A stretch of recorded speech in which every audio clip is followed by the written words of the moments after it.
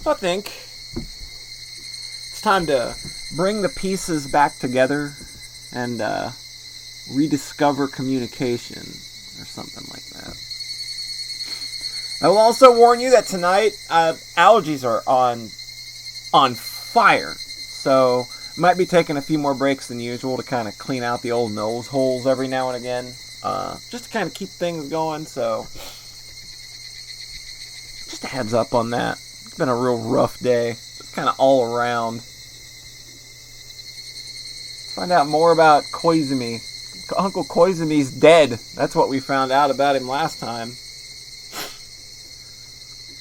But we have like 10 more fragments to get to.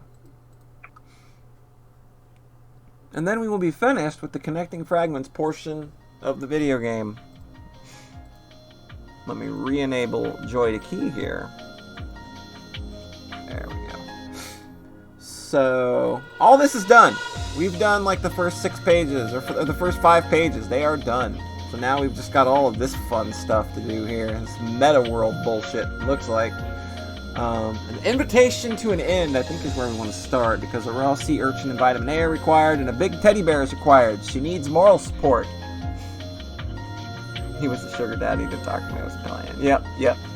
Yeah, he was the sugar daddy. He was basically the friend of her grandpa, that basically bankrolled this whole thing for her. And then he died.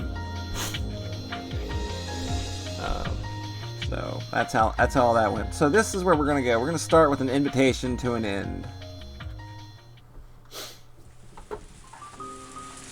Grandfather's articles were trampled on. We have proof as clear as the pathogen causing Higurashi syndrome. So why can't they believe in its life cycle? Because they've never heard of that before?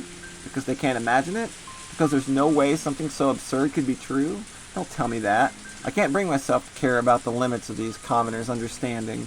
Why can't anyone believe the truth of my grandfather's article, which has been proven by the EDA Institute? Why do people continue to believe that humans are a special existence? Humans are simply a species of animal. When various parasites that control their animal hosts exist, how can people declare parasites that use humans as their hosts don't? Wait, this isn't the problem. Not at all. Because everyone believed my grandfather's article up until now. That's why the Ministry of Health and Defense Agency lent me their assistance. But out of nowhere, they turned cold. In other words, every bit of their help was because Uncle Koizumi had my back. So nobody actually read my grandfather's article? Did they just pretend to in order to make Uncle Koizumi happy? What is the meaning of everything I've done up until today? I thought I'd achieved something, but what have I really accomplished? I don't know what's going on, and all I can do is wallow in grief. The more I think about it, the more I no longer understand the meaning of my own life. Didn't Mio Takano devote her life to being useful for her grandfather? Then I haven't done anything for him at all. Count 3 with my grandfather, and I go on to count 4. What a crazy thing to say. No. If I let my mind wander, doubt about myself and my life will slip in. So I'm going to fill the gap in my heart with alcohol. Smart move, lady. That always works. Is it that strange to presume the existence of something that can influence human thoughts?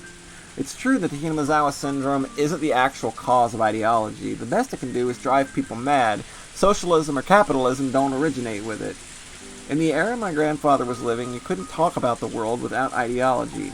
The article came from a time and age, so some of its inferences may be exaggerated or biased, but there's no reason to deny its foresight. You can't simply say it's crazy and push it aside. Besides, the most important thing they ignored is the fact that Rika Furude, the Queen Carrier, holds the fate of the village in her hands.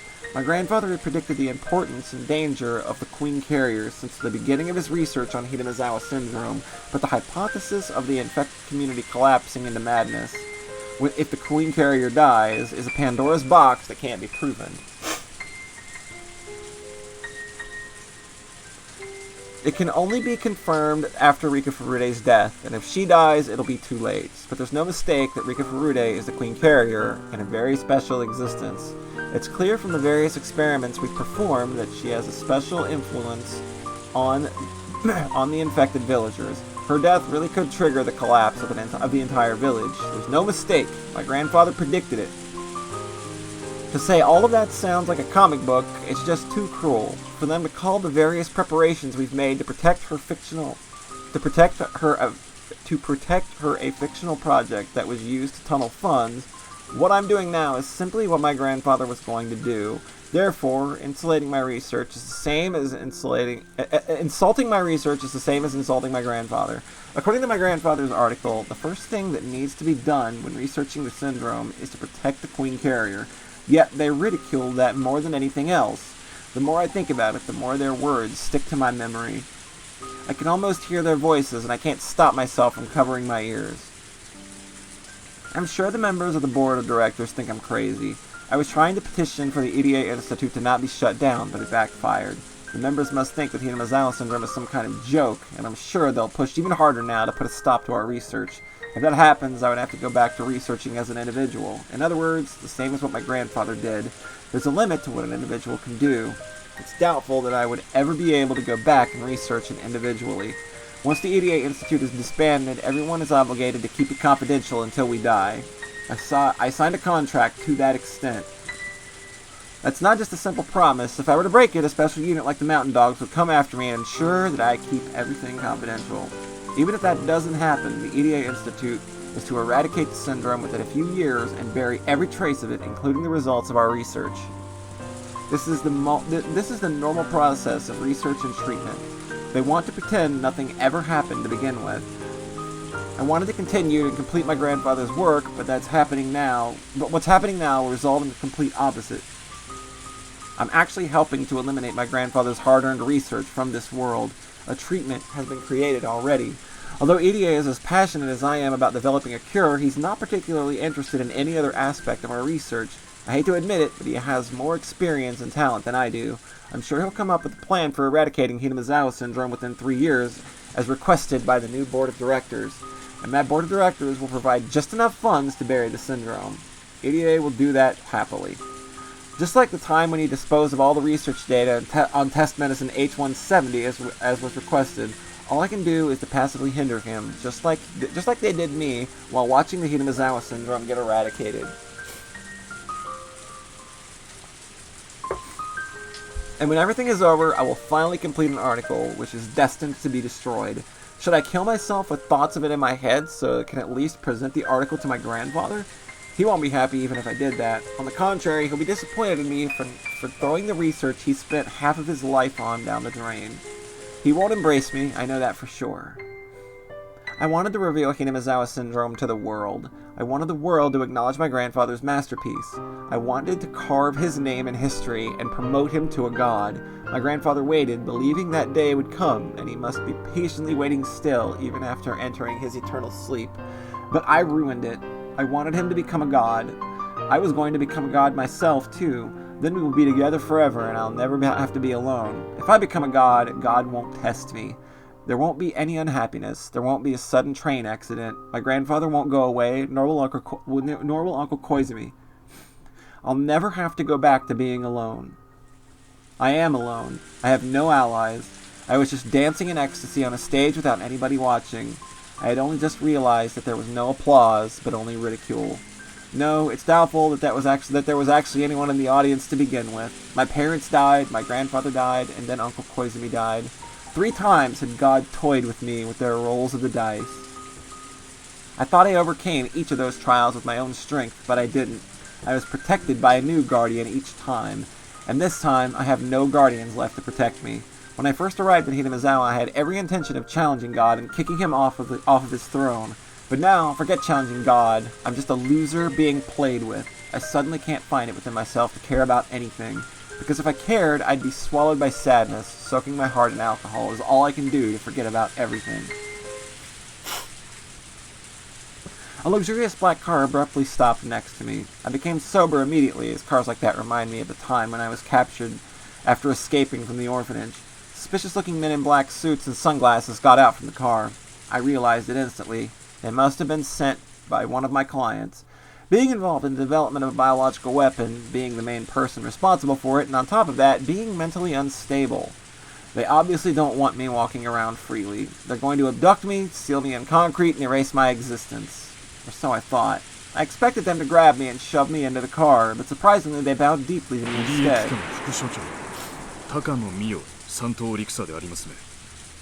普段はね、今はただの飲んだくれの負け犬よ。お会いしたい方がいらっしゃいます。どうか私たちにご同行いただけないでしょうか。拒否してもどうせ無理やり連れて行くつもりなんでしょう。I'll be killed anyway. I can't make my grandfather's wish come true even if I live. Cynical thoughts like that ran through my head.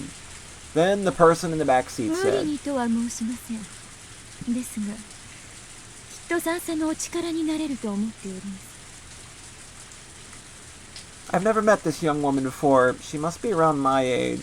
She knows about the EDA Institute, so she must be somehow connected to my clients. She's too young to be one herself. I bet a client who doesn't want to expose himself sent her. Even if I live, I can't make my grandfather a god. I can't be a god myself either. Who cares about where a loser like me gets killed anyway? I made up my mind and got into the back seat. As soon as I got in, the luxurious car smoothly took off. Silence filled the car for a time. They're the ones that invited me. I don't have anything to say as they myself. おそらくご存じないでしょうが、高野さんとは小泉先生の奔走の時すれ違っております。あら、そうでしたの。覚えていなくて申し訳ないです。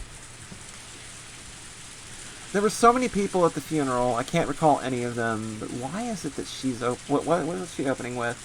Doesn't that mean that she belongs to the Koizumi faction? 小泉先生は戦後日本復興のオピニオンリーダーの一人として長く活躍されてきました。今日の平和日本を語る上で小泉先生の功績に触れずして説明することは難しいでしょう。Yo, Raven, how's it going? 戦後の焼け野原から復興するときは我が国の有志たちも一枚岩でしたが、残念ながら今もそうであるとは言えません。平和な時代が進み、焼け野原を知らぬ世代が国の中枢に入り始めるにつれ、当初の高貴な志を知る者は次第に減っていってしまいました。 We're gonna do this tonight, aren't we? Is this what we're doing?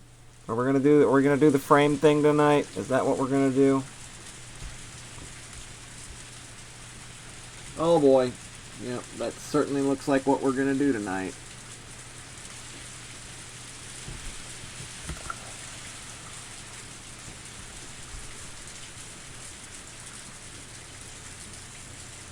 Yeah, that's what it looks like. Boy, oh boy. This is good feelings right now. Loving it. Oh boy, I don't know why this is doing this. It's just doing nothing. It's fantastic, really.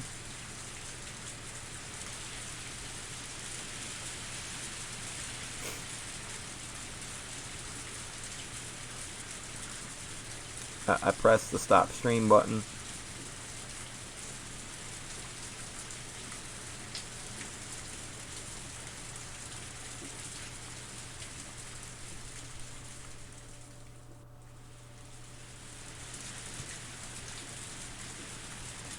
Oh God, got a bad feeling about this one. Got a bad feeling about this one tonight. It's gonna be great. It's one of those don't really want to fuck with it if this is what's gonna happen kind of nights.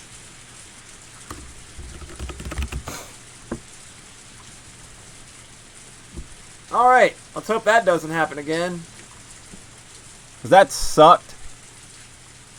Anyway. 小泉先生はそんな高貴な同志の最後の長老として21世紀へ我が国を導いてくださる大黒柱だったのですね。小泉先生の死後、小泉派は急速に没落。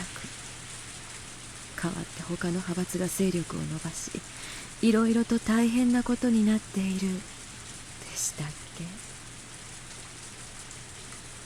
I heard about these things from Judo-san. It's really no different from the Sengoku era. When a lord or a military leader died back then, the struggle to become his successor brought chaos to the nation. The country hasn't changed for hundreds of その通 years. りです。残念ながら平和日本は住みよい国づくりを実践してきましたが、同時に発足当時の高貴な志を忘れさせてもしまいました。現在東京は各派閥が小泉先生の空けた席と利権をめぐって争いが絶えない状態です。小泉先生をはじめすでに他界されている復興の功労者たちが知ったら、きっとお嘆きになられるに違いありません。それと私に何の関係が？あなたはそれの最大の被害者ではありませんか。今日までに風向きが突然変わるような体験を十分にされていると思います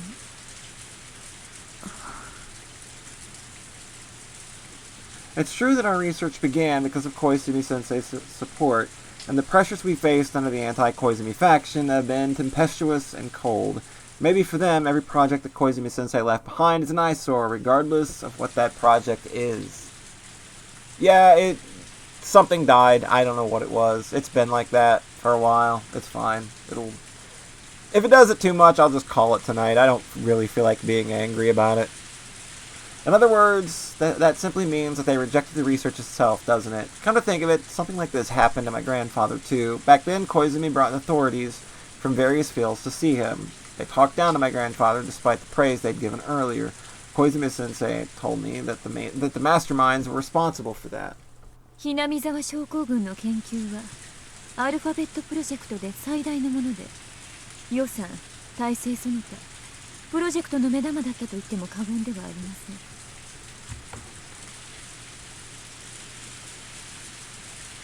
故にアルファベットの権益を独占したい連中によってあなたの研究はそのスケープゴートにされたのです。 I know, right? What a bummer. スケープゴート。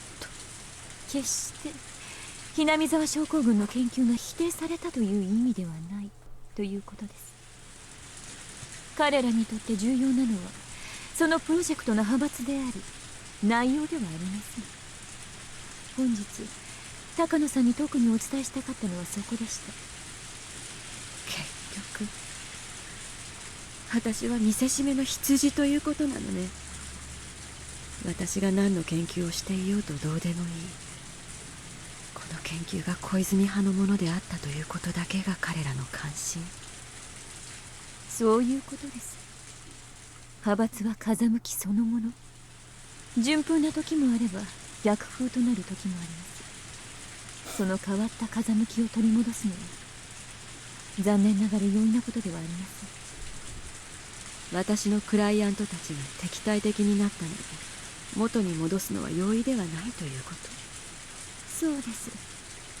アルファベットプロジェクトは完全に乗っ取られてしまいました。理事は全て変わり彼らの私欲を肥やすためだけに決定をします。あなたの捨て身の説明など初めから彼らには耳を貸す気もないのです。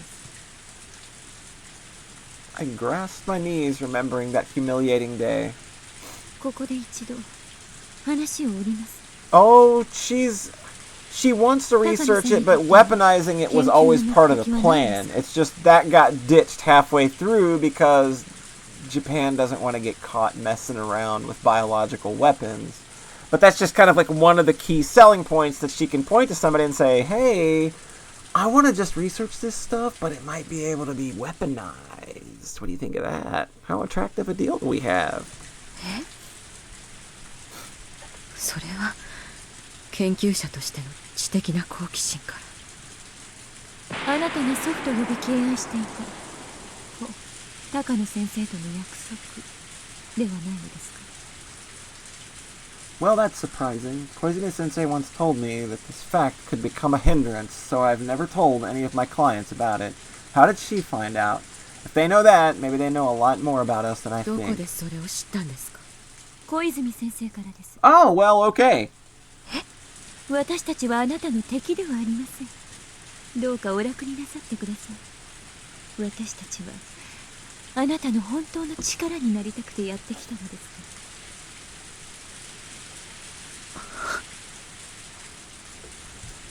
I don't know who she really is, but I know she's here because she wants something from me. So what is it that she wants? She knows about the relationship between my grandfather and me, so I can't be careless. 私たちがあなたの力になるには、あなたに本当のことを話していただかなくてはなりません。つまり腹を割っていただきたいということです。おっしゃる意味がわかりません。高野さんがひなみ沢症候群を研究する本当の目的は何ですか？ To have my grandfather's masterpiece acknowledged for what it is, and to have him become a god. 高野先生の研究を世間に認めさせること。あなたの祖父が心を込めて書き上げた論文を踏みつけてないがしろにしたことへの復讐ではありませんか。 I'm reaching the limit of not letting my surprise show on my face. How much does this woman know about me? In the first place, who is she? How does she know everything I'm thinking? I can't admit it out loud, in any case. I have appearances to consider. But while this elegant woman was wearing an angelic smile, she laughed with a devil's seductive whisper several times, better at it than I am. Dang! Takano is just mad that somebody else can do the seductive laugh better than her. A simple smile and a devilish grin are completely different. An ordinary smile means goodwill, but a malicious smirk means the complete opposite. This woman can read my deepest thoughts, and while doing so, she's testing me to see how honest I can be with her. Whether I tell her the truth or not isn't the issue here. She's testing to see if I can trust her enough to confess everything. もしも私の言っていることが全くの勘違いでしたら、どうかお許しください。Two evil women in the back of a car, just evil smirking at one another. Somebody's gonna break at some point. There's your fan fiction. There's your fanfic right there. I expect it on my desk Monday morning.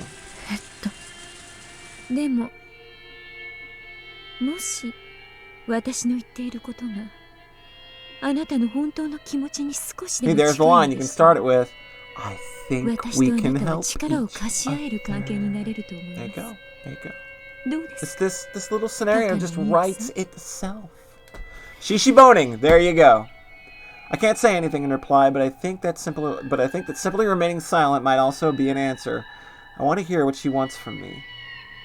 I've always phrased my objective as some vague idea of turning my grandfather into a god, but she's just taught me what my true objective is. I want to get revenge for my grandfather's suffering. I want those people to fight over the right to read the article they once trampled on and mocked. I want them to believe, not to worship, every single word my grandfather left behind. That is my true objective. This woman has stated out loud that which I have only whispered within myself. She even asked me if that was correct. Is this woman an angel or a devil? If I'm a human, is she an existence above me? あなたの不幸は自分の目的を具体的に理解していなかったことなのです。だからいつまでも惰性で研究を続けても至れない。ひなみ沢症候群の神秘を探るという抽象的な目的を掲げ、いつまでも達成できず、自らの人生に疑問を抱かざるを得なかったのです。そうでしょ？そう、それは違う。あなたの真の目的。いえ、夢はそんな抽象的なものじゃない。思い浮かべることができますか？それはこういう状況。 There you go. こ We の just 国 need a の couple 中 of 枢を預かる真の頂点たちがあなたの祖父の論文を読み、その内容に驚きながら一片の疑いもなく信じてくれること。彼らは裏側に足跡が残るその論文をうやうやしく読み、その先見性あふれる研究に敬意を示し、恐れおののく。どう想像できましたかしら？ This is my first time envisioning something like this, and yet it's been my ひ dream な all み沢症 along. 候群という言葉をあなたの祖父が作られたのでしょ。その言葉がこの国の津々浦々にまで響き渡り、永遠に刻まれて残る。そう、それはあなたの祖父が、その偉業が永遠の存在に昇華されるということ。それがあなたが高野美代として生涯を捧げる夢じゃないのかしら。My grandfather's masterpiece will be remembered forever. Remembered な forever. のに、その偉業を全く理解できない豚たちは、あなたのその夢を単なる派閥争いや権益の奪い合いの生贄とし、無残に踏みにじろうとしている。あなたの祖父の論文をぎゅっと見つけたように。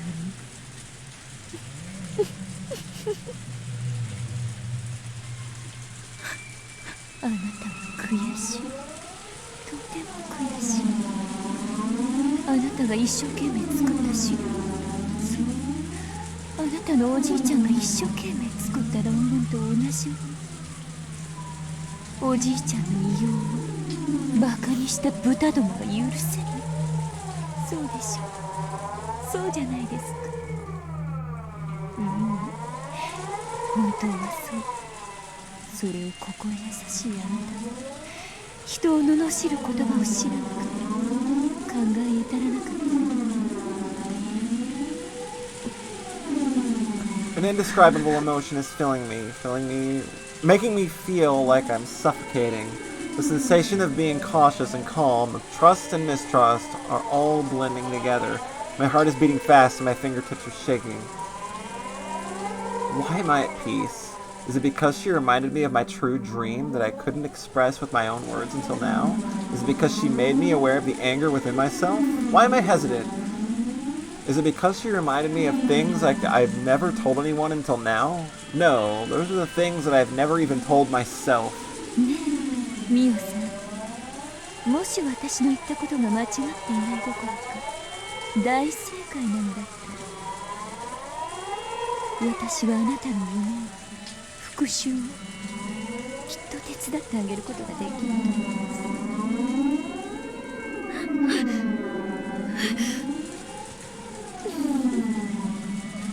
どうなさったのかしら。お具合が悪いのかしら。ならもうこれ以上お話に付き合わせるのも悪いですよね。最寄りの駅へ送りましょう。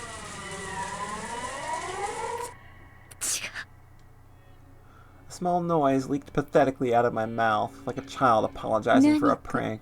おっしゃったかしら。I knew she heard me. The woman smiled, trying to make me say it again. 具合悪くないです。ならよかったです。話を続けましょう。私の夢がそうなら、あなたに何ができるというんですか。あなたの2つの復讐をお手伝いします。一つはあなたの祖父のための復讐。あなたの祖父の論文を嘲笑った者たちにもう一度うやうやしく手に取らせてやりましょう。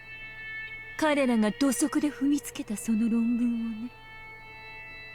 もう一つはあなたと祖父の約束であり心のつながりでもある症候群の研究を、派閥争いだけを理由に踏みにじり、研究を彼らの権益のためだけに終わらそうとする理事会への復讐。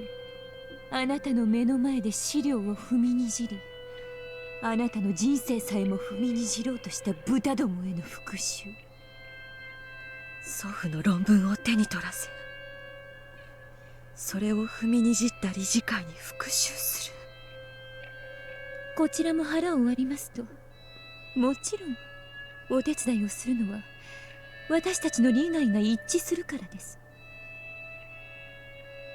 小泉先生が日本の未来のために立ち上げられたプロジェクトを先生亡き後に食い物にしようとする輩を放置することはできません。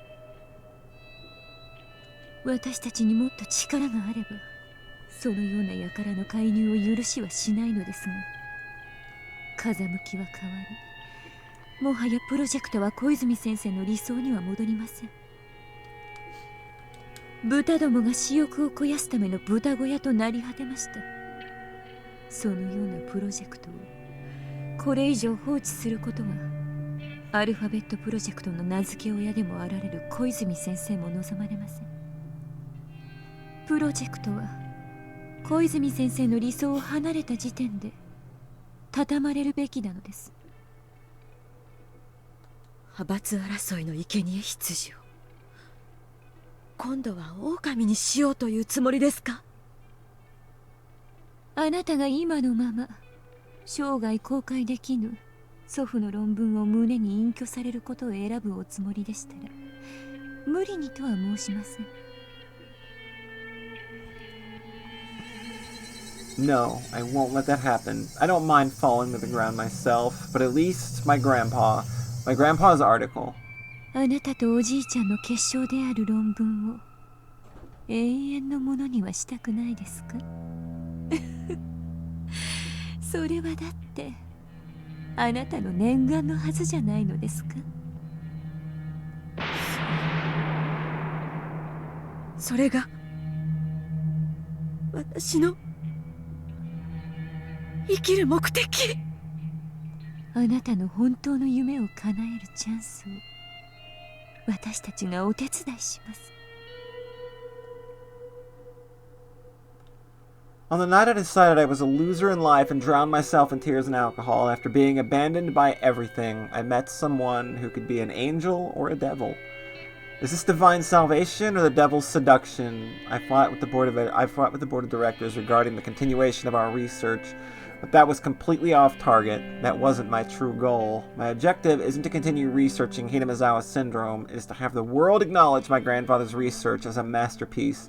Somehow the method for achieving that swapped places with my objective and caused me to misunderstand myself. The purpose of my life isn't to continue my grandfather's research. It is to get revenge and repay them for my grandfather's suffering. That is what this woman is saying. She's promising to make my grandfather's research eternal. She's also promising an opportunity to take revenge against those who laughed at it. When Uncle Koizumi died, I thought God was playing dice with my fate, but my unshakable conviction gathered together a power stronger than God's die. So maybe this meeting happened for a reason. Curse you, God, you're testing me again. I will overcome the death of Uncle Koizumi, and I will make my grandfather an eternal existence by taking revenge against the God who tested me. I will, for certain. I will take my revenge. Holy crap. That's a big one. Jesus. Okay, if they're all a half an hour long, we're not doing 10 tonight, I can tell you that. Jesus Christ. Give me a second.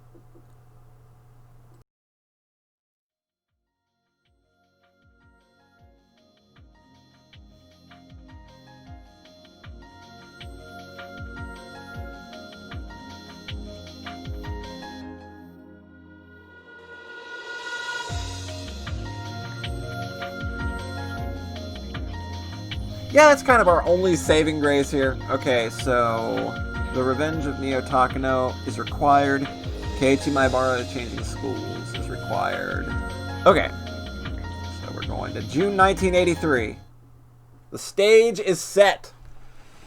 With this, do I have all the pieces lined up for 1983? It sure is a hard and exhausting job just lining up the pieces for a month of June. But finally, I'm at the starting line. The beginning from zero at last, yet seeing all these colorful fragments together, I realized just how many sentiments were intertwined around June 1983. I used to think thoughts of people with no relation to me were useless, but I was wrong. Rika Furude did her best to overcome the fate of June 1983.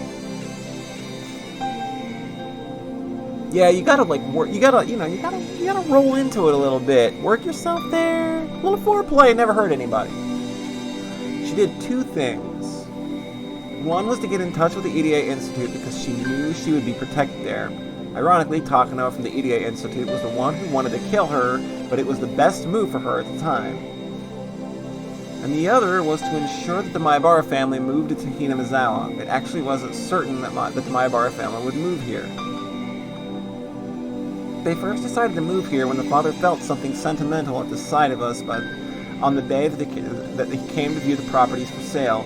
Therefore, it was necessary for us to play in that field. It was the trigger for the Maebara family's move. It took me so long to find that out, though. After turning various conditions on and off repeatedly, I finally realized that meeting Keiichi's father in that field was the cause. Keiichi Maebara is a very important key for breaking Rule Z, one of the chains that keeps binding me. He is the fresh air that's powerful enough to break all the old and evil customs in this village. He created many opportunities, but he also provided me with an important clue by letting me know that a strong conviction and the will to believe is what's important in standing up against a powerful fate. But I wasn't the only one who wanted him there. People in the Sonozaki family wanted to wipe out the nastier traditions of the village, also wished for him. Leon Sonozaki vowed to herself to protect Satoko and Satoshi because she was very much bothered by how irrational the treatment of the Hojo family was. And on the night that Satoshi Hojo disappeared, she exploded at Oryo Sonozaki and voiced her true feelings. Oryo Sonozaki understood. Oryo herself had come to understand the wicked customs of the village and had been wanting to do something about it, but she didn't have the power to do so herself, so she entrusted that to the fresh air that was blowing in from the outside. That was why the lots went on sale, and so the Maebara family could move in. Keiichi's a good dude. He makes mistakes sometimes, but he's a dumb kid. He's prone to dumb mistakes. Even if I danced in that field, if Oryo hadn't put the lots up for sale, Keiichi couldn't have come. And Reno Ryugu, who provided many important opportunities for Keiichi Maebara, was saved by returning to Hinamizawa after the deep emotional trauma of her parents' divorce sent her into terminal condition. Keiichi Maebara's wish to restart his life at the same time was the same as the wish Reno Ryugu had a year prior. Maybe that's why Reno was able to understand Keiichi. It's like the miracle where one can recognize moments in a certain fragment from another fragment. If they can use the lessons learned from one fragment, then humans won't make those mistakes. The game pieces will make their best moves, and the chances of winning this game of June 1983 will rapidly increase. In other words, Reno Ryugu makes extremely important moves on this game board without realizing it. The mighty Rule Z that surrounded the Hojo siblings was eventually smashed by their actions. Of course, Satoko overcoming herself was also a big help. Their hands met only because they reached from both sides. Keiichi and Reno are the ones who taught me that. Mion is the one who made it possible for them to move here, and she also helped them to become familiar with the village. That's not all. Irie is also an important piece with significant functions on his own. Feeling empathy for Satoko, he is the most influential piece on the board we call Hinamizawa Syndrome. His existence is capable of defeating Rule X. Keiichi and Rena's determination and subsequent awakening taught us that it was possible to fight against Rule X, but they didn't defeat it. Defeating Rule X requires the existence of Irie, who is a strong will to discover the cure for the syndrome. I didn't know Irie held so many thoughts within him. I always thought he was rather absent-minded, but he is, in fact, an important and powerful piece. So if we gather all this power, can we win against Takano's will? I've seen Takano's thoughts too. Sadly, her will is strong and can't be easily broken. It's no wonder our fate in June 1983 has been so hard to shake no matter how hard we fought. The sentiments I've been turning towards it pale in comparison to how many she's brought into it. The weight of our game pieces are slightly different because I've been up on the fighting while she's been risking her life to fight too. I've spent time sulking and drinking wine to escape from reality. I must be a very light piece indeed. I can't win against Takano with what I have so far. I need more pieces to be able to win. The Officer Oishi once showed the possibility of becoming a strong ally, but he's under the misunderstanding that the Sonozaki family caused the death of their dear friend, so until that gets resolved, he won't be of any help. No, there are only 3, X, Y, and Z.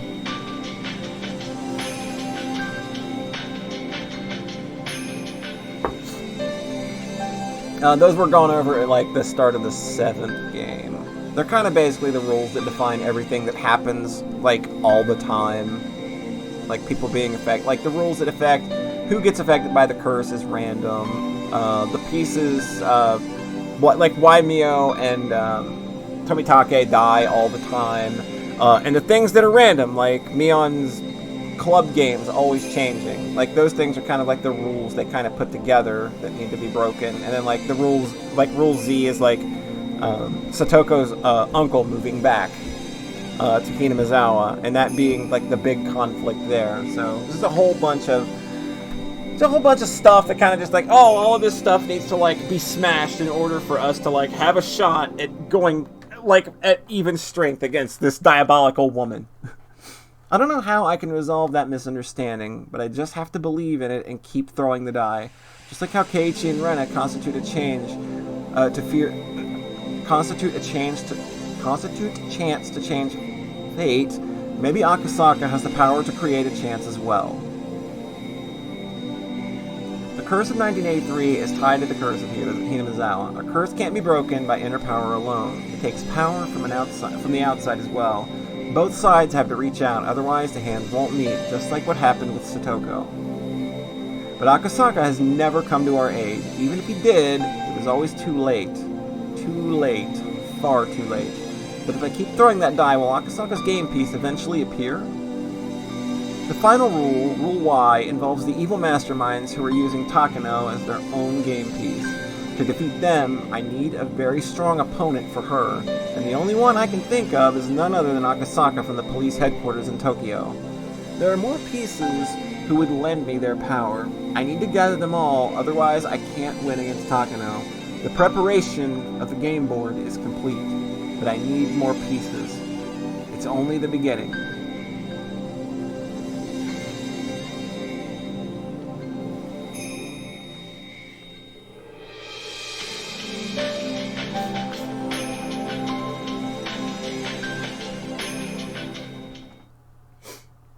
I think Akasaka's got our back. He showed up once, it's just he didn't quite make it to where we needed him to be. Okay, so the game board must be set up. So the game board is set up. The game board must be set up. So we got 3. Alright, so we got 3 there. So, a fragment of Himatsubushi. This is the 4th arc. This is the one that takes place with Akasaka and Oishi and, like, the kidnapping of the minister's grandson. This piece is the only one that's so distorted. That's because it's from long before June 1983, therefore the existence of this piece has no effect whatsoever in the game we're playing on this board. But is this really a useless piece? The identity of Rule Y has been completely exposed by now, but with the backing of a mighty organization, it is powerful enough to swallow up the small solidarity of individuals. I almost give up on this game because of its irrational power. That's why I'm thinking that maybe there's a piece hidden somewhere that's strong enough to fight against such a formidable enemy. Mamoto Akasaka works at the police headquarters in Tokyo and might have the power to stand up to such a vast conspiracy. Can his power withstand even Rule Y? Just like Keiichi Maebara defeated Rule Z, will he be able to defeat Rule Y so easily? We need everyone's strength, so Akasaka's strength is needed as well. Oh, these might be super short. Okay, this probably is going to be fine. If these are just like fragments of the arcs and kind of explaining why they're important. Okay. A fragment of Onikakushi, and a fragment of Watanagashi. So we're probably going to be going through these in order. So Onikakushi then.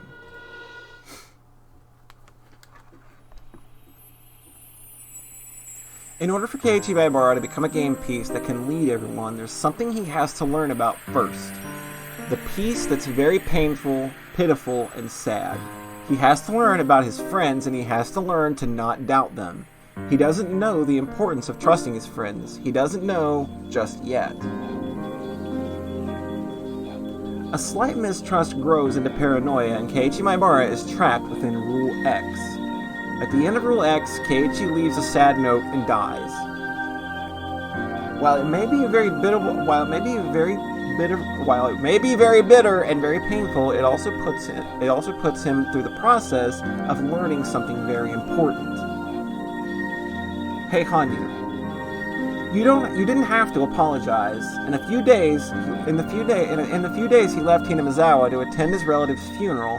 Tragically, he experienced an outbreak, but I think this was necessary as his first step towards learning something important.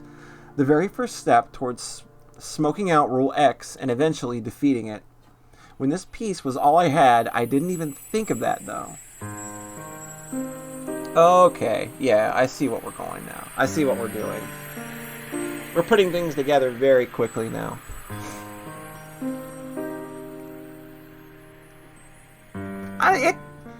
He went from trusting his friends to super trusting his friends, and that kind of backfired too. Okay, so the next one is Watanagashi. We're just going to do those in order, because we know, like, this is where they were played. So Watanagashi was next.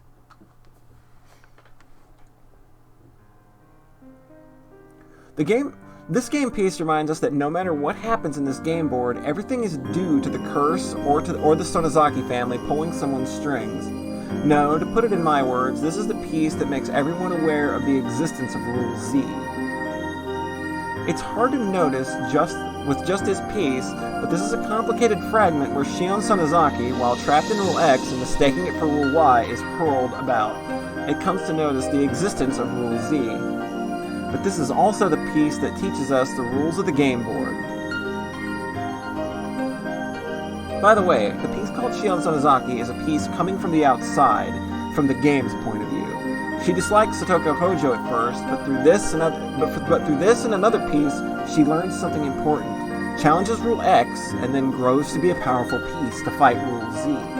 The most ridiculous part of this fragment is that it's hidden so cunningly, and it doesn't seem that way at all with just a passing glance. Learn from your mistakes. Please become a powerful piece and lend me your strength to defeat my enemies. So the thing we learned there is that Mion and Shion had been swapped all along. That's kind of like the big truth we learned in the sister arc to that one, Mayakashi. And that's kind of like the big deal there. Like, they actually swapped places for really reals earlier in life, and they're not Mion and Shion. They're reversed. And yeah, give me back Mion. Man, that scene's rough. That one was hard. So, Sumi Horoboshi. No, that's uh-oh. Uh-oh. Higurashi, when they cry, Matsuribayashi has encountered an error and must close. Oh, that's good! Good! Fantastic. I wanted that. What a night, everybody! What a night. I have to do all that again. It's so cool! Son of a bitch. Don't worry, I've got a fast forward button. Okay. Hold on. We will get through this. Man! Oh god, I'm going to be so mad if that's not a problem I can't fix. Because I don't know how I'd fix it.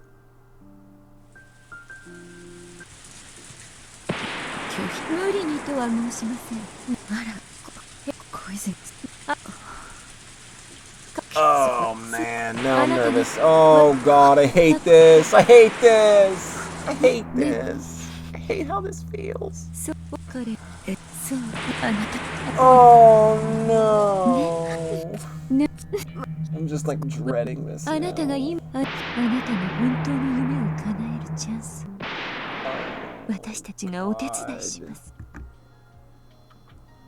June 1983.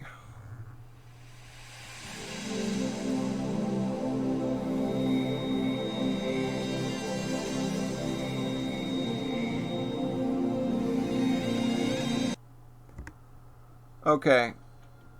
Let's save.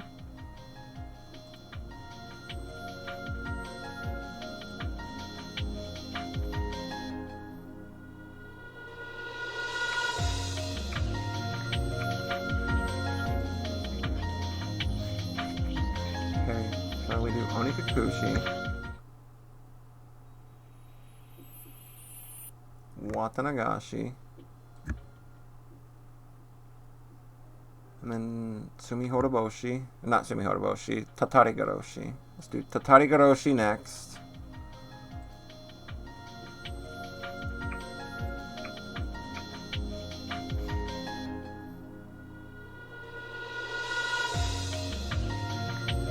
What? Didn't see you playing with your dolls again. What are you talking about?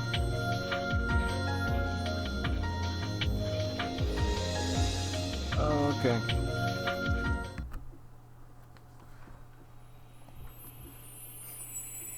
This piece shows us the existence of the unreasonable rule Z surrounding Satoko and reveals the most powerful adversary rule on the game board. Rule Y. Oh, okay. Can the rules X, Y, and Z be seen now? The enemy we need to fight, the things we need to learn, all are gathered and revealed here in this fragment. At this point, it's impossible to reach Rule Y. Fighting against Rule Z's effect on Satoko is the best that can be done. But in this piece, we make a mistake on our approach for fighting it. The outcome we gained through erroneous means is erroneous itself. Keiichi Maebara learned that through his own experiences. A tragedy doesn't possess the power to overcome tragedy. Violence doesn't possess the power to overcome violence. If they can grasp that, all the pieces on this game board will learn the true way to fight. But Takano is too powerful. The shocking end of this piece doesn't allow us to learn it that easily. Okay.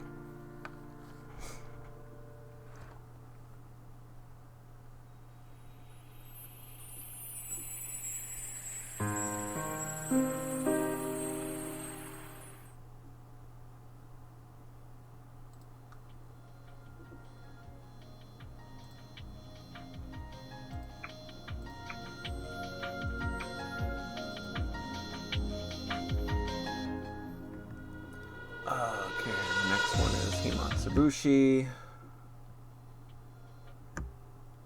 Mayakashi.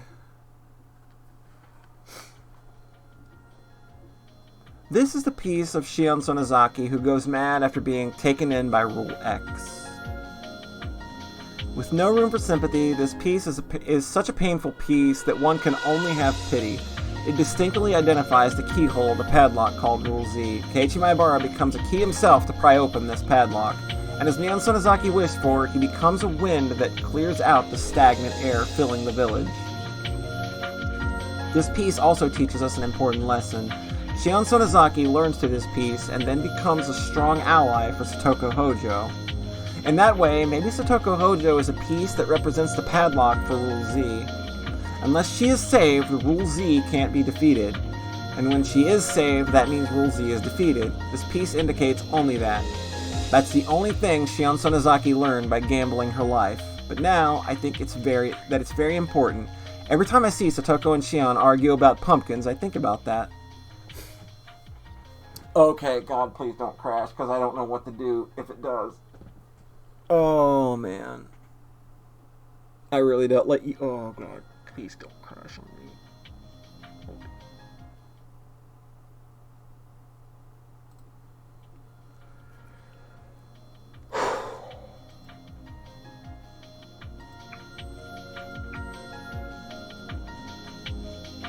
Maybe it just like didn't know how to. Yeah, maybe it was something like, please. Okay. Okay, I'm gonna hope that's good. Maybe there was just some weird thing about doing the arc pieces out of order, and it just kind of didn't understand what to do there. I'm sorry about that. That shit freaks me out.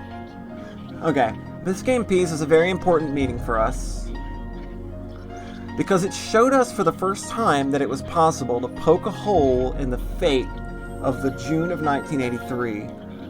To start from that conclusion, everything gets taken in by Rule Y, and at the end, everything gets taken in by Rule Y at the end, and all our effort is wasted. But we're challenging the great law that governs this game board, Rule X, head on. We're using everything we've learned so far from other fragments which prove we can defeat it. We grow by learning. In a game with no hope of winning, we can discover a slight chance of victory. This piece taught us that. With this game piece, Rule X is almost completely defeated. Keiichi Maebara and our other friends won't be led astray by something as pathetic as Hinamizawa Syndrome and Dance in Tragedy any longer. Well, I mean, this is this is a mod that was done by people for free that basically turned the original Steam/manga gamer version into the PS3/PS2 version of the game. So I'm not gonna throw stones at anybody over this. This is done for free. The team that works on this gets nothing for it. So I can't, I can't throw them under the bus for that. I was just nervous because I don't know how to fix something like that if something's wrong, is all. It has also taught us that rules aren't indestructible and are possible to overcome. In other words, it has given us, the ones who are on the outside of the game board, hope. It's an important fragment that serves as our turning point and the trigger for everything else. That's true. It's when we started realizing there was hope. That's when Keiichi actually started remembering shit from other arcs, and it's sort of the key to everybody starting to see the other fragments. No, this is I'm playing an official release, but it's modded up very heavily, thanks to the work of the 07th mod team. So, I'm playing a version of this game that's not officially supported. Okay. So, I think the next is a Fragment of Higurashi.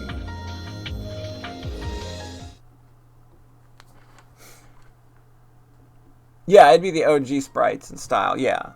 Like when we started the stream, episode 1 and 2, we're using the manga gamer version. And then we moved over to this on episode 3. The game piece that uncovers the invisible Rule Y that has been pulling the strings from the beginning. Because the impression of that is so strong, it's easy to forget about something very important. We can't forget that this piece also shows the path towards destroying Rule Z. While Rika Furude lamented Rule Z as impossible to defeat, it was hardly a match for Keiichi Maebara and the others once they learned everything they needed to. They knew the correct way to fight and fought according to the rules of the game board. As a result, we win, and that fact is more valuable than anything else to us. Keiichi Maebara taught me a lesson. There is no need to subject ourselves to any fate. The will to believe can defeat anything. The fate I was always subjected to was created by Mio Takano's own conviction. So what he says is correct. To defeat her conviction, we need a stronger conviction of our own. A strong will can be pierced only by another strong will. We defeat rules X and Z and then challenge the final rule, Rule Y, but we needed more pieces. Each piece brought its best, but the strength of our enemy's pieces, led by Mio Takano, were just too powerful. She didn't even give us mercy. She squished us completely and made us restart the game all over again. Although we lost, we didn't give up the resolve in our hearts, because we finally found the true culprit and found a clue for how to fight against her. We can't win with the pieces we have now. We don't have a powerful enough conviction or a strong enough will, but Hanyu and I will keep trying. We'll roll our die repeatedly, look for the greatest result, collect pieces, and try again, with a will stronger than Takano. Didn't you think of giving up several times before you got to this point? But you made it because you believed in me and followed me here. We're almost there. We can do it. Let's create the last piece. It will be the ultimate piece, and we won't need anything else. The very last piece of all. Come on, let's collect the pieces. Let's collect miracles. Please give your hopes, desires, and dreams to me. Are y'all out here giving your hopes, desires, and dreams? That's the only way we're going to overcome this terrible fate, June 1983.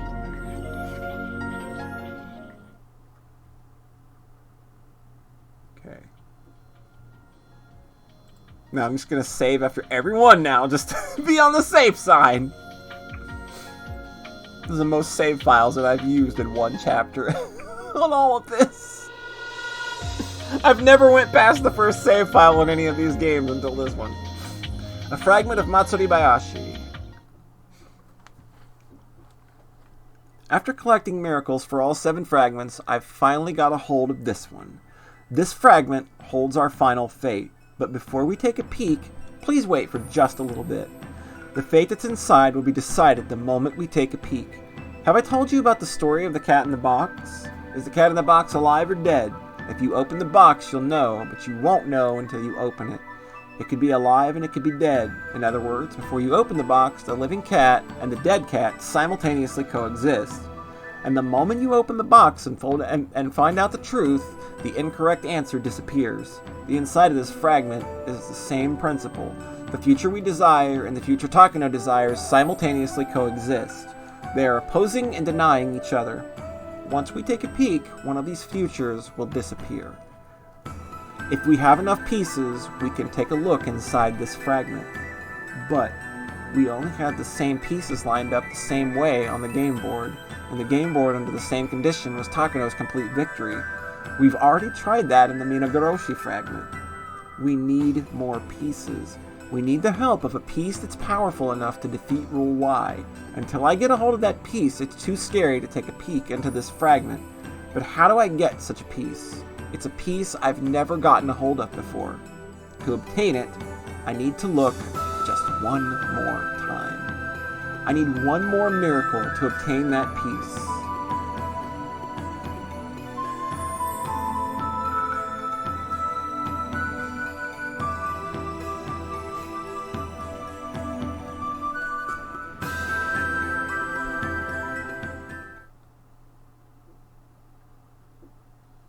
What's this? Leftover fragments. What's this? Do you need a final miracle? Do a bear shit in the woods and wipe its ass with a fluffy white rabbit? Time for Green Comet mission fragments. Oh, here we go. Frames again. Hold on, we're framing. Oh dear, we framed a bit. I'll wait till that evens out a little more.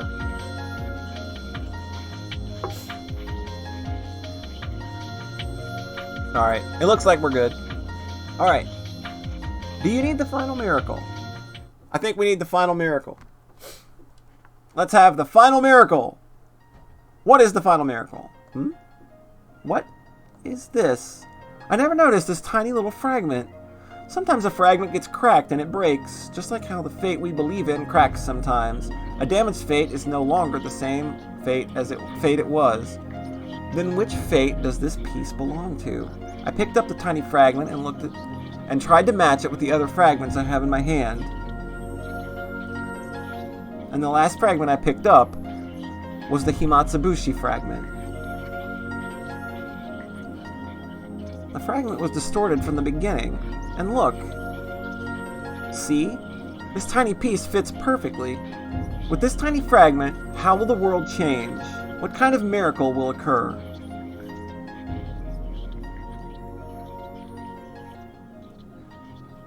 The whole world warped. Since I put the broken piece back where it belonged, the distortion's centered on the crack. But that doesn't mean I can't take a peek inside. It's already past 1985. It's a time long after Rika Furude and her friend's stories tragically ended in June 1983. Okay, frames, stop it.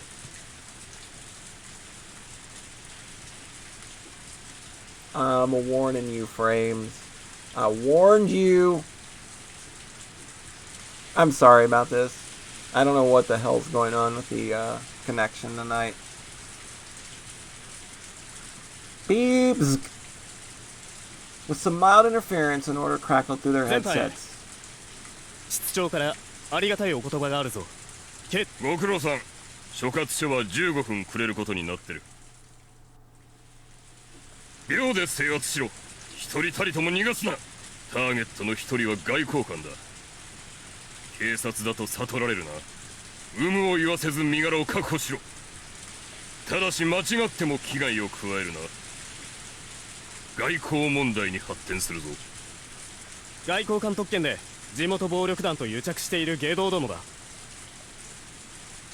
They launder money from drug dealing and force people into sex trade to pay off their high-interest debts.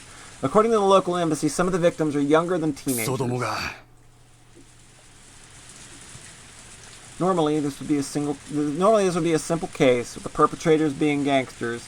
But when the police found out that a foreign diplomat was involved, things got much more complicated all of a sudden.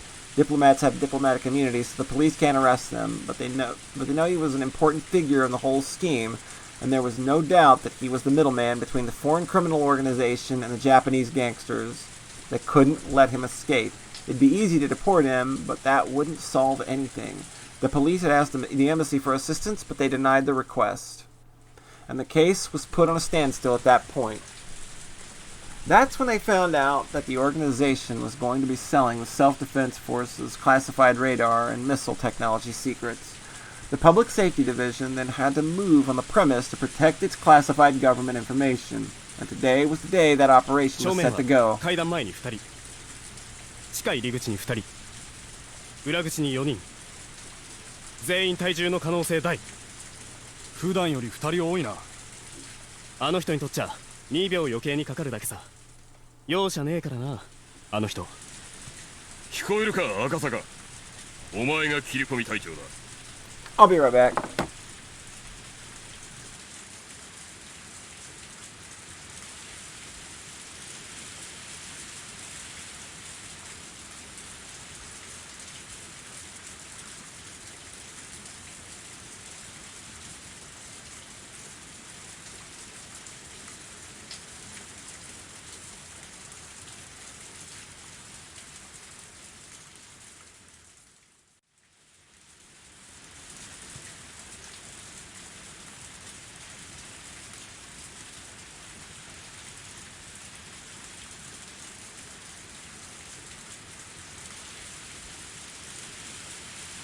Well, ain't that just a cool Higurashi thing to have happen? Somebody knock on your door and then goes running down the street. I'm not sure what that was fucking about. Oh boy. A long fucking night, I imagine. 用心してかかれ。よし、開始しろ。赤坂了解。作戦を開始する。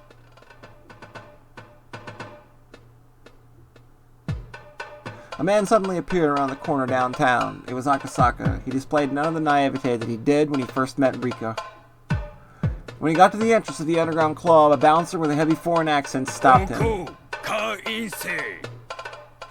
I guess, like, it's just somebody knocked on my door and went running down the street. Like, what the fuck is your problem?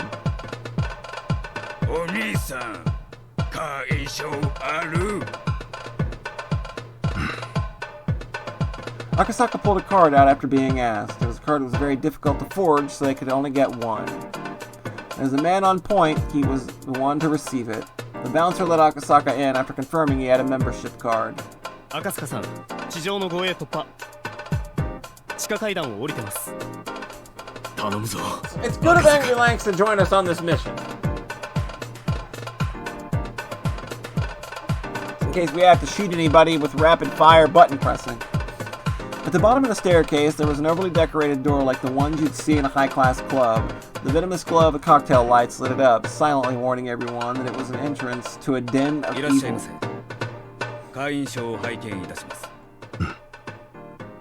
The guard at the entrance took the membership card and put it through the card reader on the wall. Beep.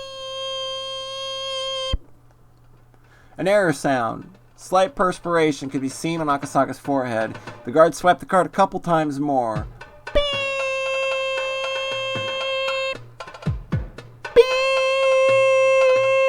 Akasaka-san, 手間取ってます。まさかカードの認証が変えられたか。赤坂にトラブルが発生したら作戦変更するぞ。赤坂の安全を速攻で確保しろ。 The expression on the guard with him steadily grew dour. His right hand reached down inside his pocket, probably fingering his gun. The buzzer suddenly rang with a delightful tone, and the card reader flashed a green light. Immediately after that, the lock on the door opened up.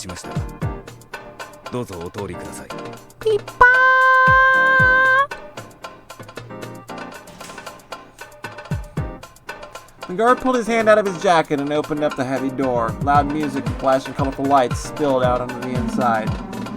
From within that, a well-dressed group appeared to welcome Akasaka. At this moment, his first mission was accomplished. Having acted as the ghost signal for the remaining units, Akasaka was also in a dangerous position of being in enemy territory all by himself. The door was the biggest obstacle for their ambush. The door locked automatically, so whenever it was closed, it was also sealed that way. It was a solid door and nearly impossible to open from the outside. Somebody had to not only open the door, but keep it open for several seconds in order for the raid to begin. Akasaka was the only one who could do that. Akasaka, 入り口確保。作戦開始。 The complex on the other side of the club was getting a new tenant, and there were 2 trucks parked in front of the building. But of course, this was just a disguise. The door to one of the trucks opened, and several dozen plainclothes investigators jumped out. The same thing happened at the back door, too. The ground-level guards noticed this and began to draw their guns, but were taken down immediately by nearby investigators who had been pretending to be innocent bystanders. Several dozen investigators quietly went down the underground stairs. These narrow underground stairs were another obstacle in their operation. Everything would end up on the security camera. Their raid would be known within seconds. For that matter, a push of the security button would make it impossible for the lock to be opened from the outside. That's why they had to secure the door before the ambush. The guards on both sides of Akasaka noticed the loud footsteps coming down the stairs. The well-dressed guard also realized that something was wrong. The 3 guards shifted their attention from Akasaka to the stairs behind them. And as he sensed that attention shift, Akasaka took a quick, deep breath and then stopped breathing entirely. The 2 guards standing beside him suddenly rose to the air in strange positions. Akasaka had determined the positions relative to the 2 guards next to him, so he didn't need to check with his eyes. But even so, his fists had been driven into their faces with such precise accuracy. His moves were well-trained ones and showed no mercy against evil. They were as destructive as armor-piercing ammunition. And furthermore, Akasaka had retracted his arms at the same speed he struck. Everything looked so strange in the flashing lights. A man who witnessed this probably couldn't figure out what had just happened. The 2 guards were up in the air in strange positions, and the man who had been standing in front of him was now crouching low, and then that frozen moment shattered. A well-dressed guard was smashed into the ceiling and shortly afterward came crashing down onto the floor. Later on, while slurping liquid food, he would desperately try to remember whether it was a fist or a leg that broke his jaw. He would probably never quite recall it.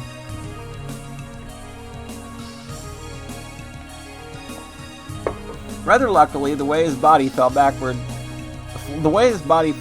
the door, so Akasaka didn't have to hold it open any longer. 突入。後続と合流しろ。赤坂。 The room was filled with loud music, but everyone had already noticed the brouhaha at the entrance. As soon as Akasaka bellowed his warning, screams filled the club. Most people immediately hit the floor as if trying to proclaim their innocence. But all the guards reacted quickly to Akasaka. In the midst of all this, there were a few people who were trying to make their escape through the back alongside several guards. Akasaka restarted his breathing once again and stopped it again, and then ran after them like a wolf. He jumped up into a table, smashing expensive bottles of alcohol, scattering glasses and ice cubes made from the icebergs of the Arctic. A foreign bodyguard, whose previous profession must have been a professional boxer, thoughtlessly stood in front of Akasaka. With a heavy accent, he tried to taunt his opponent, but Akasaka couldn't have cared less about that. The only display that man was able to put on for him was that he was able to block Akasaka's attack. Son of a bitching fucking frames! Ugh! Stop it! Fuck!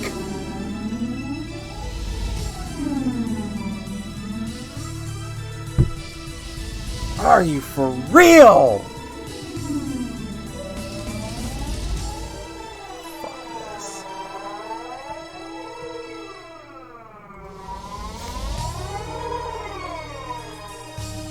Oh, Jesus Christ. Would you just stop the stream already? God. Why this tonight? Why?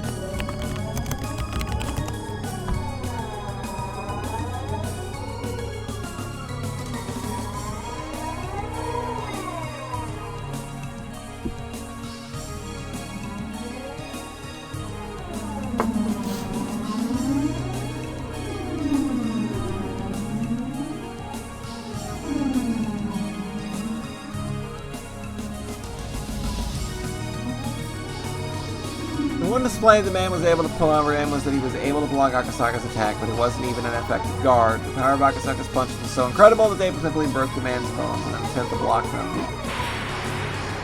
The man's arm warped in a strange way, and a moment after the agony showed on his face, Akasaka's left arm ground into it. Akasaka, you see, is right-handed. This man should consider himself grateful that he was able to get away with a mere orbital fracture. Thinking that this was his chance, another man attempted to tackle Akasaka-san from behind. He assumed that no matter how strong of a man he was, he'd go down quickly when attacked from behind. He also assumed that as Akasaka was concentrating in front of him, he wouldn't be expecting an attack from behind to begin with. But that was only true if Akasaka was just concentrating on his front.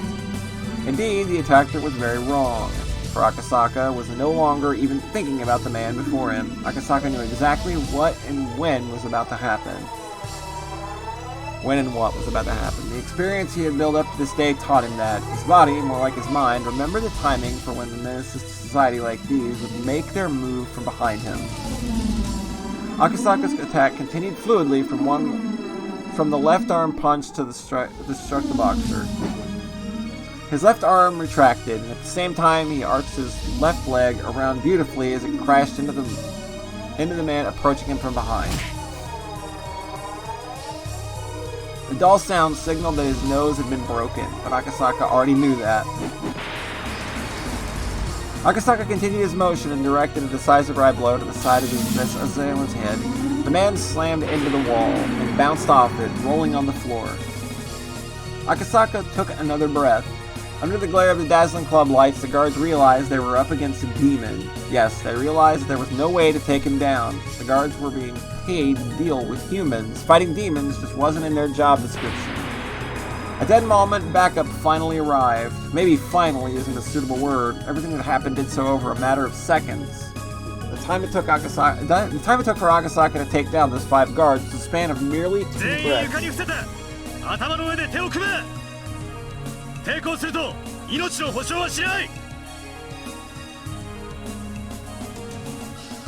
Thanks to Akasaka's furious action, the flow of events was already set. Akasaka's intimidating first strike scattered the gang leader's will to run. Fuck, man! Learn to read! Akasaka's intimidating first strike shattered the gang leader's will to run. They were all down on the floor, but one of them began smiling.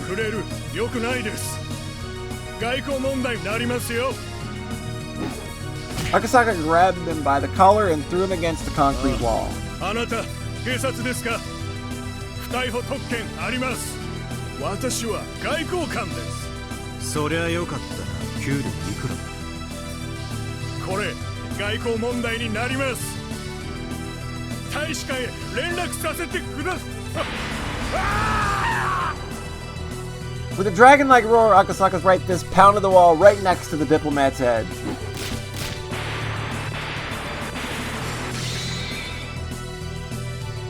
Immediately after that, his left fist pounded the wall on the other side of that head, and soon after, Akasaka had punched the wall 7 times, each just a sliver away from the diplomat. His fists were easily powerful enough to crush the man's head. The diplomat crumbled to the floor. Akasaka, target確保.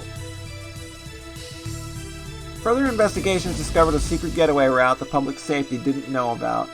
Dozens of Soviet military-grade machine guns were found, and if Akasaka hadn't stopped them there in the club, they would have escaped, or even worse, the operation might have ended with a brutal death toll on both sides. All thanks to how well Akasaka executed his duty, the operation was completed without a single shot fired. 確保しろ。急げ。地元警察が来るぞ。全員を荷台に押し込め。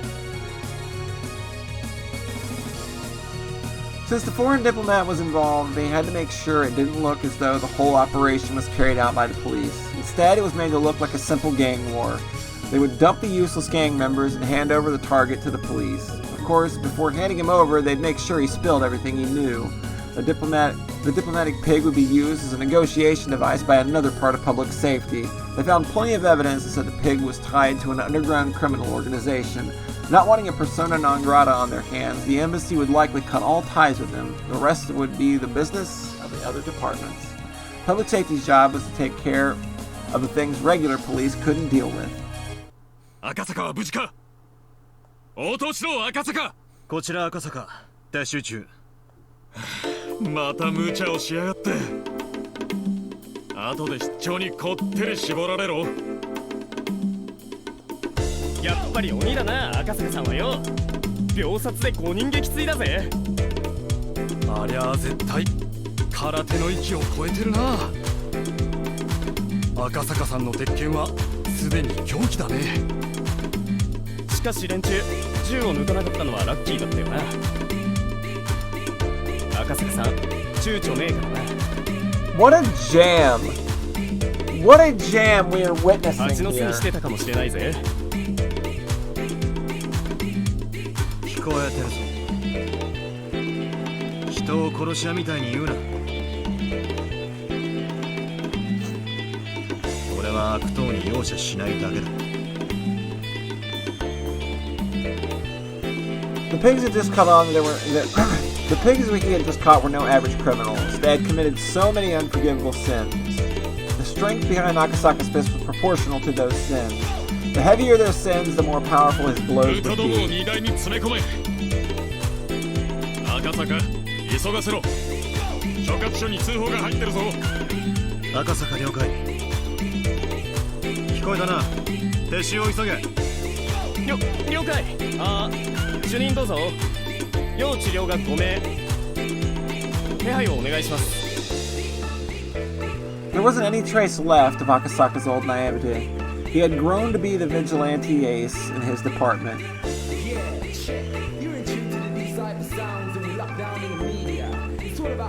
This song makes me think of like an early 2000s fighting game character select screen. Akasaka was training inside a dark dojo filled with the smell of sweat and mold. The dojo was located in the middle of downtown in a small building. It wasn't that big, and they weren't that well equipped either. It certainly looked like the dojo where a person was as skilled as Akasaka would train. There were only 3 or 4 students there, including Akasaka, but this was the dojo he picked. To Akasaka, karate was certainly a weapon for crushing his enemies, but now he was seeking something further from it. To achieve his goal, a dojo with many young students having actual physical lessons wouldn't work. He had gone to so many different dojos, and this was the one he finally settled on. Every time Akasaka punched a sandbag, the heavy thud of his punch and the clang of the sandbag's chain would echo. He wasn't just punching blindly. He thought first, developed those thoughts, and then punch! It was more of a deep and low vibration and a proper sound. Drops of sweat scattered, and dust welled up into the air. It was a perfect blow embodying the concept of 1 strike, 1 kill. But he wasn't satisfied. He closed his eyes, controlled his breathing as if trying to hear the cry of the cicadas. Then he punched again. From a beginner's perspective, it looked like he was taking breaks between each. The other students training on their own would glance over and sense a fearsome respect at his focused blows. 赤坂さんって警察に勤めてるって噂だぜ。マジかよ。あんな人が警官やってるなら俺は悪いことする気なんか起きねえぜ。しかし赤坂さんも集中力がすげえよな。あの人疲れるってことを知らねえぜ。On his days off, Akasaka would come to the dojo in the early morning, and he silently trained all day. His training was no longer physical, but mental. The other students here were already aware that his continuous concentration was the secret of his strength. However, that's easier said than done. As long as a person lives, they are bound by countless ties and idle thoughts. For a person to submit all of his will into such singular focus is more like trying to attain enlightenment than something in the realm of martial arts. Man has tried many different methods to achieve such enlightenment, and what we've learned is that there is no one way to reach it, and a path one takes can reach it if mastered. Karate is what Akasaka chose. 噂に聞いたんだけどよ。あの人奥さん死んじゃってるらしいんだよ。それを忘れるために空手を始めたって噂だぜ。あれ、俺が聞いた話は違うぜ。任務中に女の子を救えなかったとかなんとかで、それで自分の無力さを痛感したとか Why なん not とか。 both? おい、聞こえてるぞ。人の噂話なんかしてないで稽古をしろ。おっす。 There was a small beeping noise. Somebody's watch was letting them know it was noon. 赤坂さん、俺たち弁当買ってきますけど、赤坂さんのも買ってきましょうか。助かる。何でもいいぞ。頼む。 Akasaka was more pleased to be alone in the dojo than to have anyone bring him lunch. When they left, silence filled the building. くそ。人の話なんかしやがるから集中が途切れちまったじゃないか。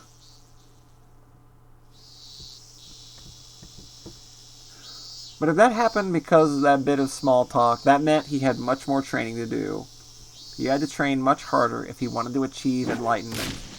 He focused again and started to punch the sandbag, but the sound was a lot lighter than before, and obviously the strength of his fists was no longer there. Realizing that he needed to take a break, Akasaka pulled out a towel from his bag and sat down. The sound of the cicadas soaked into his body. The windows were open, but there was no breeze coming in. Still, he could feel the cool air just a little. Just as they said, the reason Akasaka started karate was because of Yukie's death.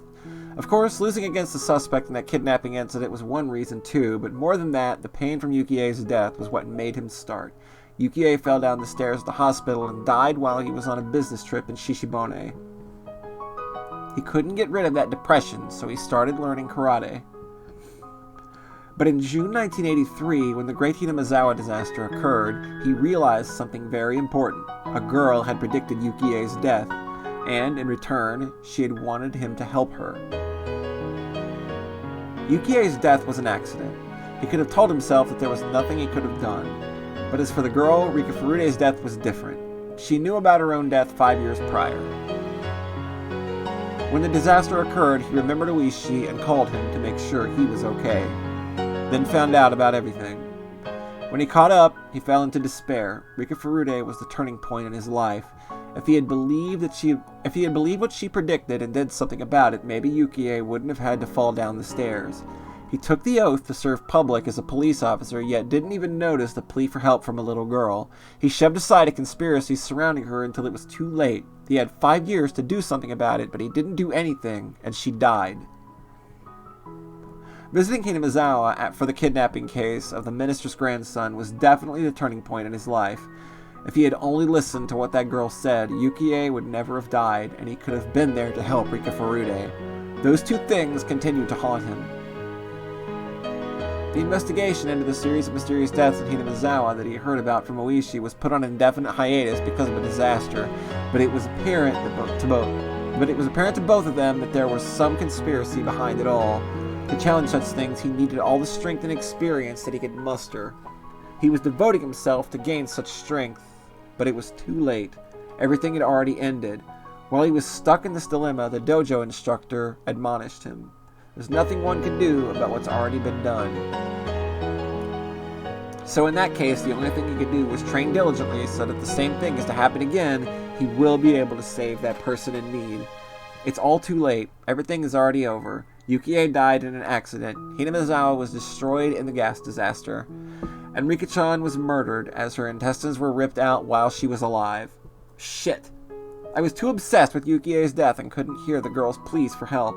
No, if I had listened to her, I could have prevented Yukie's accident too. Damn it. Damn it. Shit! As Akasaka clutched his hair and looked up, he noticed a small shrine overhead that protected the dojo. Akasaka respected both Shinto and Buddhism, but he had never thought of praying to gods in times of despair. But for the first time, he felt like praying for help. It was something he was capable of doing himself, but he'd never considered praying. But it was something that he couldn't resolve on his own. He prayed. It was a very selfish wish. If his wish were to come true, everyone in the world would wish for the same thing. あの時に戻らせてくれ。そうしたら今度こそ俺は二人を救う。 At that moment, Akasaka's body suddenly felt very light. No, it was more like he was losing balance, as if he was fainting. Perhaps it was because he shouted so loudly after training and his brain was lacking in oxygen, but he couldn't take his eyes off the shrine. ありがとう、赤坂。 Well, I mean, you're not wrong. There you go. Right? You ask and you shall receive.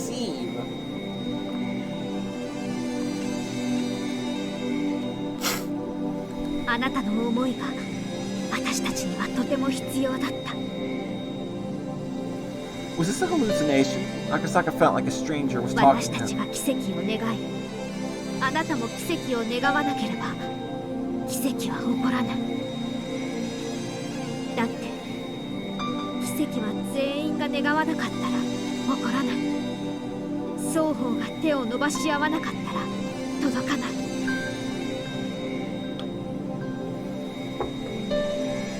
He didn't know what she was trying to say, but somehow he felt like he couldn't miss a single word of it. He felt like it was something very, very 赤 important. 坂、もしあなたも望んでくれるなら私たちに奇跡を。それは欠けたかけらを結び合わせ、より大きなかけらを生み出すきっかけになる。あなたのたった一つの決意が全員の思いや運命に大きな影響を及ぼすこともあるのだから。あの時にもう一度時間を巻き戻してくれるというのか。そんなこと私にできるのは気づかせることだけ。一つのかけらだけでは学べないことを他のかけらで学んだことを気づかせてあげるだけ。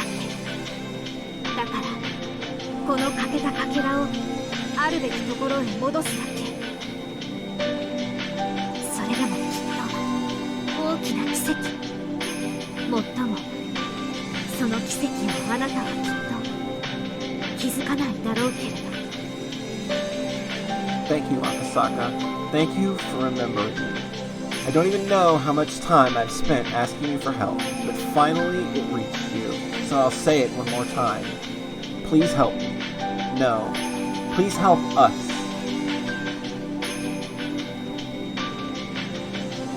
We are recruiting a squad to go into this final fucking fragment. Holy shit.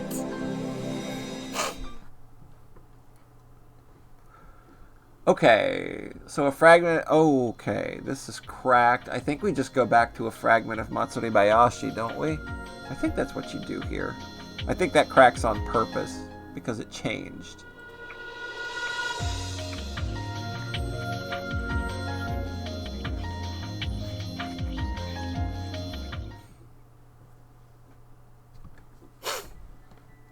It was long. It was really long. Rhett's dick was incredibly long. Far too long.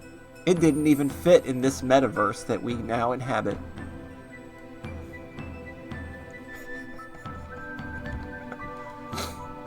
Are you okay? Is your spirit still alive? Do we have all the pieces we want lined up on the game board?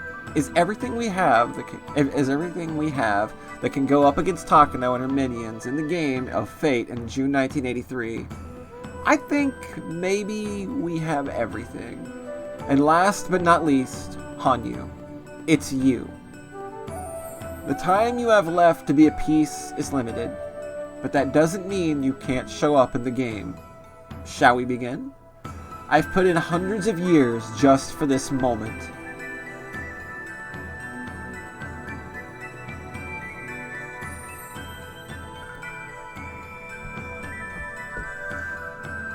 Do you believe? I believe. Press 1 in chat to believe.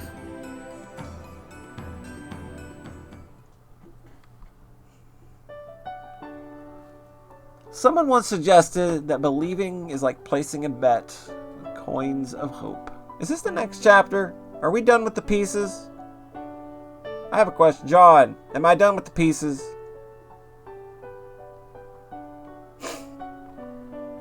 Because I don't want to accidentally throw myself into another chapter. I cannot do that. I'm dying over here. Oh, god damn it. You are so useless. Why are you useless, John? Now I have to go just fucking look it up. God damn. Damn it, John.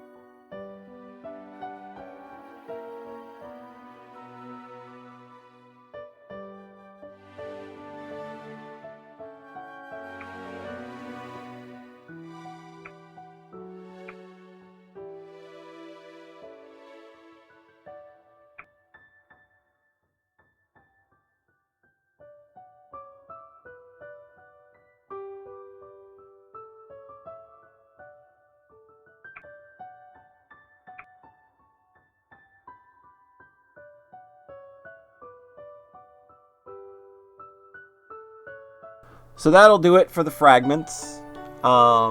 With all of that taken care of, we are going to take tomorrow evening off to